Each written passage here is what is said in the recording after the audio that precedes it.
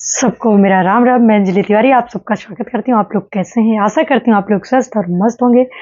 तो देखिए, वीडियो में आगे बढ़ने से पहले आप लोगों से एक छोटा सा रिक्वेस्ट है, प्लीज़ आप लोग वीडियो को लाइक शेयर करें और अपने कमेंट बॉक्स में ज़रूर लिखें और चैनल को प्लीज़ सब्सक्राइब ज़रूर करें, बेल आइकन को प्रेस करें नोटिफिकेशन पाने के लिए। तो देखिए, हम यहाँ पर जानेंगे कि हम कौन सी ऐसी छोटी छोटी बातें हैं जिन्हें अपना करके अपने जीवन में हम खुश रह सकते हैं, अपने घर के वास्तु दोष को समाप्त कर सकते हैं, अपने जीवन को खुशहाल बना सकते हैं।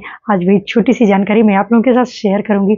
तो देखिए, सर्वप्रथम हमें हमारे घर के जूते और चप्पलों पर ध्यान देना है। जूते और चप्पल हमेशा अपने स्थान पर होना चाहिए। हमारे घर के पुरुष हैं या बच्चे हैं, कोई भी कहीं से भी आए, किसी का जूता इधर पड़ा है, किसी का चप्पल उधर पड़ा है, या फिर हम बहुत सारे जूते चप्पल नहीं यूज़ करते हैं, तब भी हमारे रैक जूते चप्पलों से भरे पड़े रहते हैं। तो हमें ऐसा नहीं करना। हमें जूते और चप्पलों को सँभाल के सही जगह पे रखना है, साफ-सफाई से रखना है और फालतू के जूते और चप्पलों को अपने घर में नहीं रखना है, जो आपके यूज़ के नहीं। उन्हें तुरंत के तुरंत आप अपने घर से बाहर करिए। दूसरा, आपको अपने बाथरूम पर ध्यान देना है। देखिए, हमारे बाथरूम गंदे नहीं होने चाहिए। हमारे बाथरूम का मग्गा हम नहाने के बाद इधर-उधर मग्गा फेंक के निकल आते हैं। हमारा नहाने का साबुन शरीर पे कम लग रहा है, लेकिन गल ज़्यादा रहा है।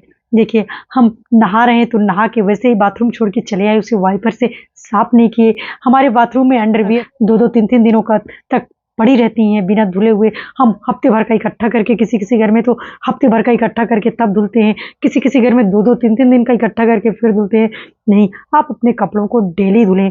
अंडरगारमेंट तो डेली का डेली धुलें और जो कपड़े आपको उस दिन नहीं धुलने हैं तो उन्हें भिगोएँ नहीं, बाथरूम में ना पड़ा रहने दें। उन्हें सूखा ही साफ-सुथरा रख दें, वॉशिंग मशीन में डाल दें। आप जहाँ भी धुलते हैं, जिस दिन धुलना हो आपको, उस दिन उन्हें भिगोएँ। आप अपने बाथरूम के साबुन को सही से रखें, वो गलने ना पाए। बाथरूम को बिल्कुल साफ-सुथरा रखें। बाथरूम में कोई टॉयलेट ना जाए। जिसका लेट बाथ कंबाइंड है, वो ध्यान दें। देखिए, आजकल तो फैशन हो गया है, कंबाइंड ही हो रहे हैं। तो हम टॉयलेट बहुत सारे लोग कर रहे हैं, तो टॉयलेट के छींटे हमारी बाल्टियों पे आ रहे हैं और उसी बाल्टी से हम स्नान कर रहे हैं। तो हम कहाँ से शुद्ध हो जाएँगे? कहाँ से हम खुशहाल रहेंगे? कहाँ से हमारा वास्तु दोष खत्म होगा? नहीं, ऐसा नहीं है कि केवल हमारे घर का दरवाजे का मुख दक्षिण तरफ हो गया तभी हमारे घर में वास्तु दोष है, या हमारा बाथरूम इस दिशा से उस दिशा में बन गया है जो वास्तु दोष लग रहा है। नहीं, ऐसा कुछ भी नहीं है। हमें बहुत सारी चीज़ों को भी ध्यान में रखना है जिससे कि हम परेशान रहते हैं। हम अपने वॉश बेसिन को हमेशा साफ और सुथरा स्वच्छ रखें।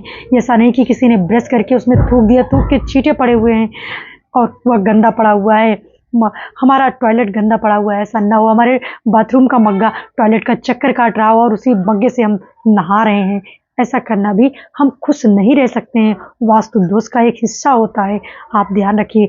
तीसरा, हम अपने किचन को अच्छे से संभालें। देखिए, किचन, बाथरूम और मंदिर और शू रैक वगैरह, इन सबको बहुत संभालने की ज़रूरत है, इन सबको बहुत व्यवस्थित रखने की ज़रूरत है। किचन को भी हम अपने बहुत व्यवस्थित रखें, इधर-उधर सामान ना बिखरा हो। हम अपने किचन में जब भी प्रवेश करें तो देखिए, बहुत पवित्रता के साथ प्रवेश करें, क्योंकि हमारे किचन में माँ अन्नपूर्णा का वास होता है। किसी समय में 24 घंटे में किसी न किसी समय हमारे किचन में 33 करोड़ देवी देवता प्रवेश करते हैं। किसी न किसी टाइम वो आके हमारे बनाए हुए भोजन का भोग लगाते हैं। तो हम इन सब बातों का विशेष ध्यान रखें और पहली रोटी जब बनाएं तो गाय के लिए निकालें, लास्ट वाली रोटी जो बनाएं कुत्ते के लिए निकालें। इन सब बातों का हम ध्यान रखें। हमारा किचन कभी भी पानी के पात्र से खाली ना हो। पानी का पात्र चाहे छोटा हो या बड़ा हो, ज़रूर भर के हमें अपने किचन में रखना चाहिए और किचन की साफ-सफाई पर विशेष ध्यान रखना चाहिए। जूता-चप्पल पहन के हमें भोजन नहीं पकाना चाहिए। माँ अन्नपूर्णा का वास होता है। भोजन को हमें केवल भोज्य पदार्थ, भूख शांत करने का पदार्थ समझ करके ग्रहण नहीं करना चाहिए। उसे ईश्वर का प्रसाद समझ करके हमें पवित्रता के साथ ग्रहण करना चाहिए। और रही मंदिर की बात, मंदिर में देखिए, हमें मंदिर को भी बहुत व्यवस्थित तरीके से रखना चाहिए। ऐसा नहीं कि आपने पूजा पाठ की जो किताबें हैं, पुस्तकें, उसे मंदिर के ऊपर रख दिया, मंदिर बहुत अस्त-व्यस्त पड़ा हुआ है, ऐसा नहीं होना चाहिए। जिस तरह से आप अपने को साफ-सुथरा रखना चाहते हैं, उसी तरह से हम अपने मंदिर को भी सुसज्जित करके रखें, साफ-सुथरा रखें।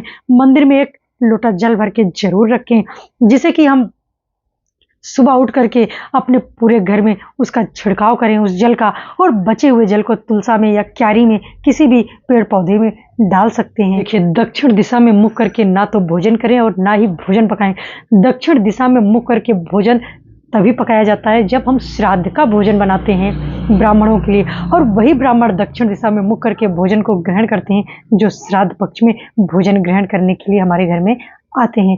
तो इन छोटी छोटी बातों का हमें ध्यान रखना चाहिए। कभी भी हमें अपने मंदिर के दरवाजे पर, जिस रूम में हमारा मंदिर हो उसके दरवाजे पर जूते चप्पल नहीं उतारना चाहिए। कभी भी हमें अपने दरवाजे के जस्ट सामने जूते चप्पलों की ढेर नहीं लगानी चाहिए। इन छोटी छोटी बातों का हमें ध्यान रखना चाहिए, जिससे हम अपने जीवन में खुशहाल रहें, खुश रहें और दूसरों को भी खुश रख सकें। तो बस इसी के साथ इस वीडियो का यहीं पर एंड करना चाहूँगी।